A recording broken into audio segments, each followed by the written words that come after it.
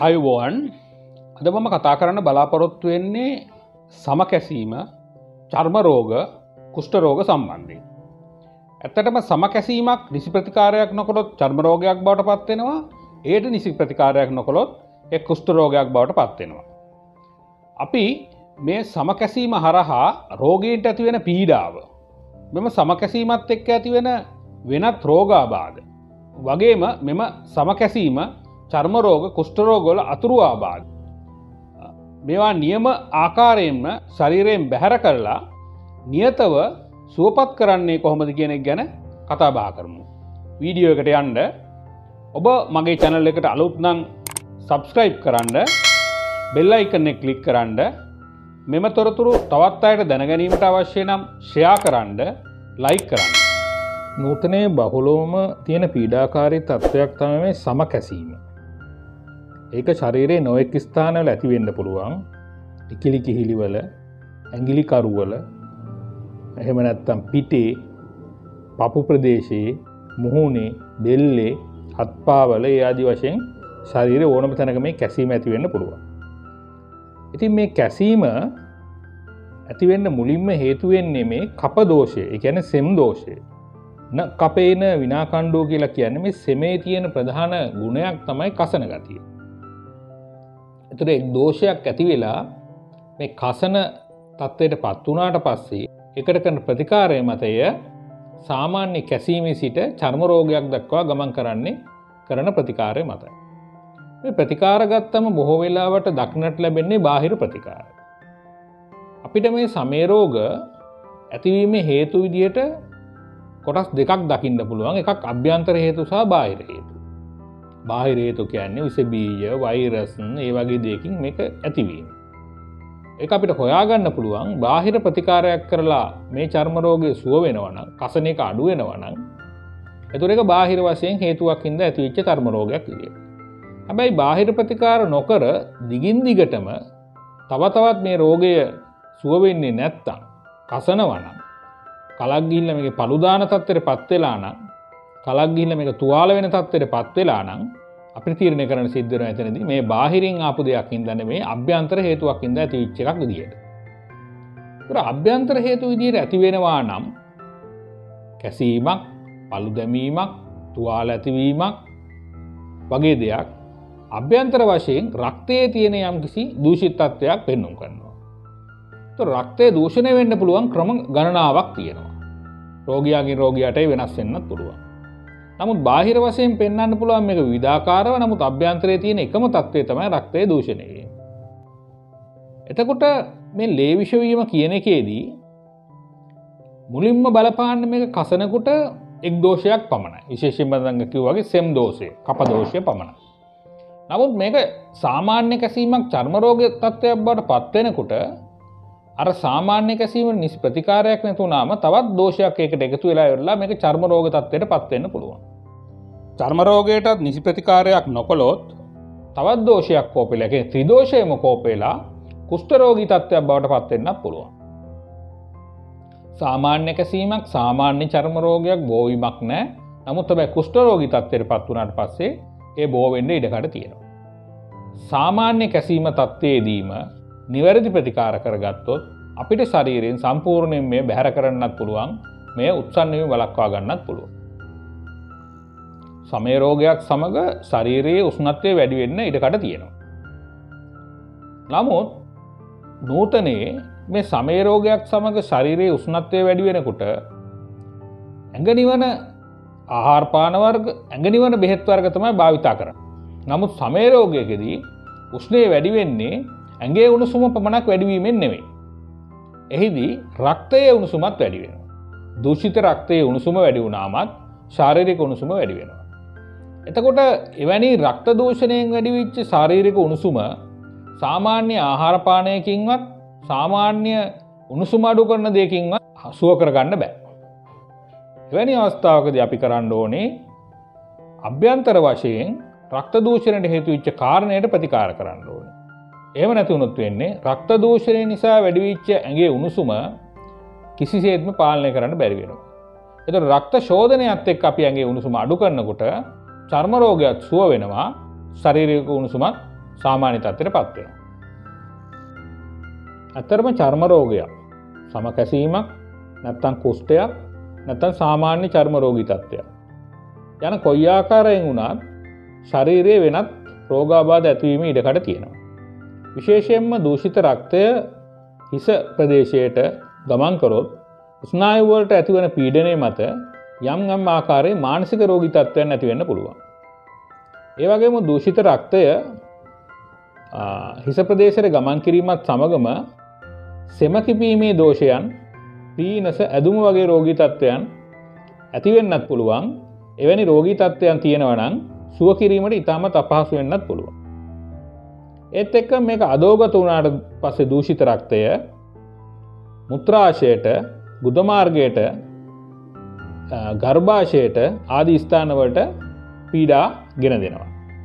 මෙහිදී මුත්‍රා දැවිල්ල, මුත්‍රා දරාගෙන සිටීමේ අපහසුකම, මුත්‍රා සමග නොයෙක් දේවල් පිටවීම, විශේෂයෙන් රක්තය පිටවීම පවා තත්ත්වයක් මේ දූෂිත රක්ත නිසා ඇතිවෙච්ච සමේ රෝගවලදී ඇති වෙන්න පුළුවන්.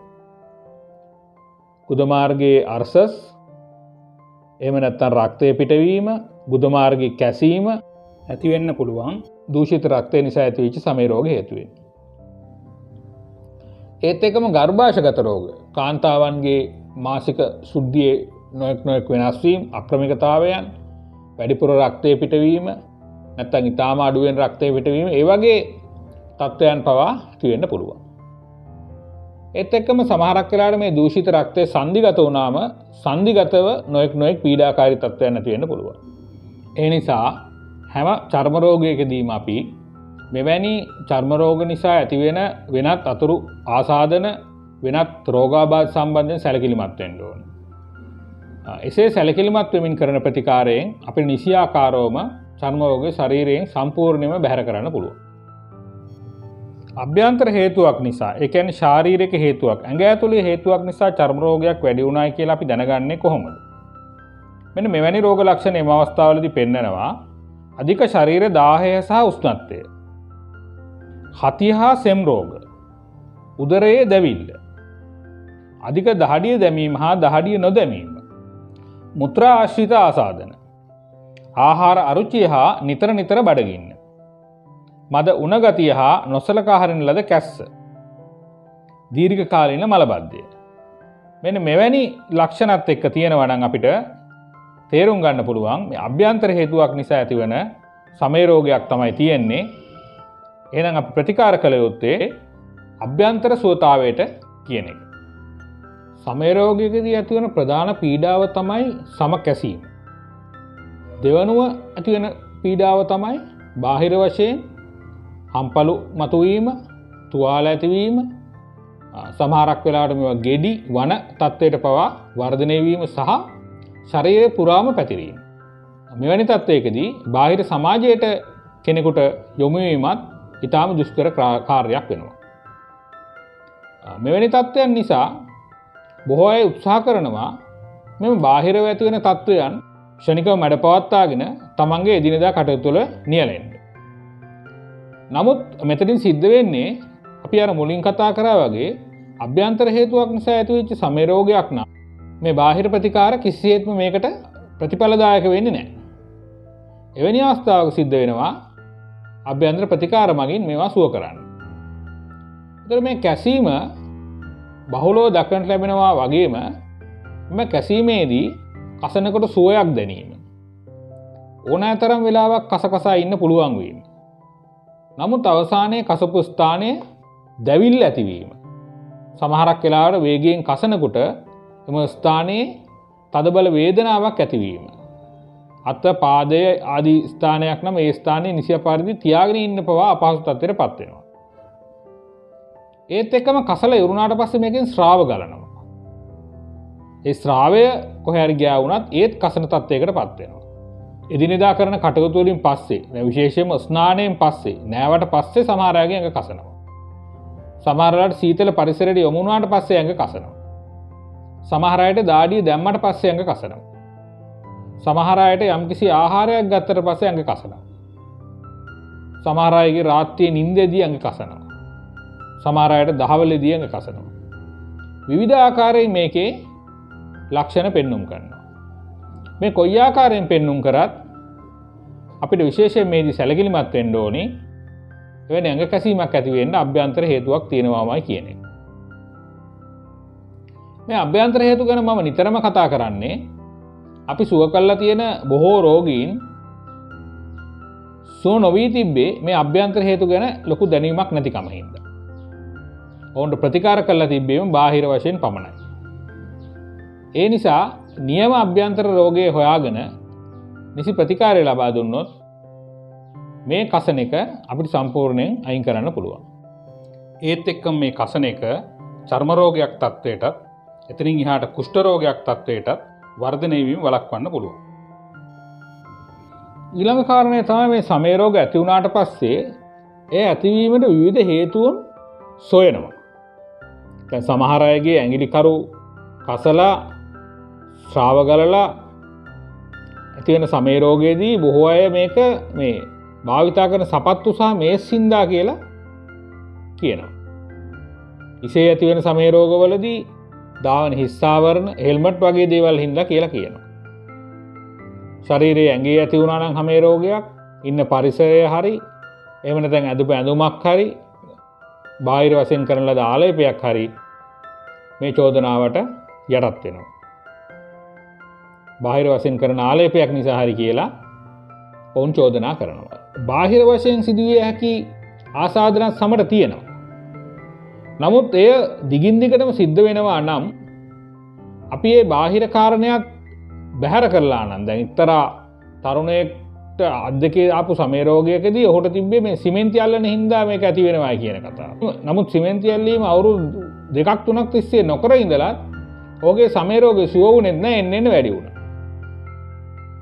තියෙන මේ බාහිර හැම සාධකයක්ම මේ සමේ රෝග වලට බලපාන්නේ නැහැ.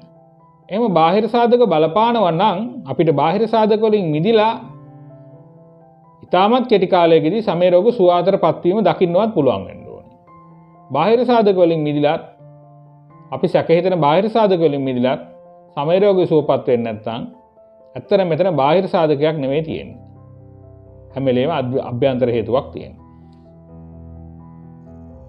චර්ම රෝග සම්බන්ධයෙන් තියෙන තවත් වැරදි මතවාදයක් තමයි මේ චර්ම රෝග වලට සිංහල බෙහෙත් බොනකොට පිට දානවා කියන එක. ඇත්තටම ඒකේ කිසිම සත්‍යතාවයක් නැහැ. නමුත් එතනදී යම්කිසි ප්‍රතික්‍රියාවක් සිද්ධ වෙනවා. එම සිද්ධ වෙන ප්‍රතික්‍රියාව නිසා තමයි මේ සිංහල බෙහෙත් වලින් චර්ම රෝග සනීප කරන්නත් පුළුවන් වෙන්නේ. දැන් අපි මොන විදිහේ චර්ම රෝගයක් ගත්තත්, කසන සුළු එකක් ගත්තත්, සාමාන්‍ය චර්ම රෝගයක් ගත්තත්, කුෂ්ඨ රෝගයක් ගත්තත් මේ හැම එකකම අපි ප්‍රතිකාර කළත් නොකළත් කාලයක් යනකොට පිට දාලා ඒක ශරීරය ඇතුලේ වර්ධනය වෙනවා. ඉතින් අපි බෙහෙත් වලදී කරන්නේ ශරීරයේ මේ චර්ම රෝගයට හේතු වෙච්ච විෂ කොටස් බැහැර කිරීමට ප්‍රතිකාර කිරීම. එතකොට මේ බැහැර කිරීමේ ප්‍රතිකාරයේදී අපි යොදා ගන්නවා මල, මුත්‍රා, දහඩිය, සෙම්, සොටු කියන හැම කොටසකින්ම මෙම විෂ කොටස් බැහැර කිරීම අපි සිද්ධ කරනවා. ඉතින් එම අවස්ථාවේදී යම් ප්‍රමාණයක් හැමෙනුත් පිට වෙනවා. සමේ විශාල ප්‍රමාණයක් తాවකාලික ඖෂධ කිරීමෙන් තැම්පත් වෙලා තියෙන්න පුළුවන්. ඒතර යම් ප්‍රමාණයක් ඒ හැමේ තියෙනවා නම් හැමෙමුත් පිට වෙනවා. මේක රෝගියා ප්‍රතිකාර නොගෙන හිටියත් කවදා හරි දවසක පිට වෙන්න තියෙන ප්‍රමාණයක්. නමුත් අපි ප්‍රතිකාර කරනකොට විශේෂයෙන්ම මගේ ප්‍රතිකාරවලදී මම බොහෝ වේලාවට හැමෙන් පිට නොවි අනික් කොටස් වලින් බැහැරවීමට තමයි ප්‍රතිකාර කරන්නේ. එතකොට ඊටාම අධික ලෙස හැමෙන් පිට වෙලා මේක වේදනාකාරී තත්ත්වයට උත්සන්න තත්ත්වයටපත් වෙන්නේ නැහැ. යම් ප්‍රමාණයක් හෝ සුළු ප්‍රමාණයක් හෝ හැමනුත් පිටවීමේ ඉඩකඩ තියෙනවා. නමුත් මොන ආකාරයෙන් හරි මේවා ශරීරයෙන් බැහැර කිරීම තුළින් මෙම හැම රෝගයට හේතු වෙච්ච විෂ කොටස් ශරීරයෙන් බැහැර වෙනවා. ඒ හරහා මෙම රෝගය නිට්ටාවට සනීප කර ගන්න පුළුවන්. ඒ වගේම මෙම චර්ම රෝගයට හෝ කුෂ්ඨයට හෝ හේතු වෙච්ච රෝග නිදානයට ප්‍රතිකාර කිරීම මගින්ද මේට හේතු වෙච්ච අපත්‍ය ආහාර පාන බැහැර කිරීම මගින්ද මෙම රෝගය ඊටාම ඉක්මනින් සුවපත් කිරීමේ හැකියාව ලැබෙනවා. සමේ රෝගවලට ප්‍රතිකාර කිරීමේදී සම කැසීමක් වේවා, චර්ම රෝගයක් වේවා, කුෂ්ඨ රෝගයක් වේවා, කොයි ආකාරයේ ප්‍රතිකාරයක් වුණත් අපි කරනකොට නිතරම ප්‍රතිකාර පන්තියක් භාවිතා කරනවා. එම ප්‍රතිකාර පන්තියට අදාළ ඖෂධ වර්ග ඔක්කොම අපි විසින්ම ලබා දෙනවා. ඒත් එක්කම එදිනෙදා රාජකාරී කරන ගමන්ම දෛනික වැඩපළවල නිරත වෙන ගමන්ම මේ ප්‍රතිකාර භාවිතා කිරීමේ පහසුකම සකස් කරලා තියෙනවා. අපි විසින් ලබා දෙන මේ ඖෂධ වර්ග සකස් කර ගැනීමත් ඉතාම පහසුවෙන් කරගත හැකියි. එතකොට එදිනෙදා වැඩ කටයුතු කරගනිමින් ඉතාම පහසුවෙන් සකස් කරගෙන සාමාන්‍ය විදිහට ආහාර පාන ගනිමින් මෙම ඖෂධ භාවිතා කරන්න පුළුවන්. ඒවා නිසියාකාර භාවිතා කිරීම මගින් නිසියාකාරයට අපත්‍ය ආහාර වැළකීම මගින් රෝගය ඉතාමත් වේගින් සුව කරගන්නත් පුළුවන්.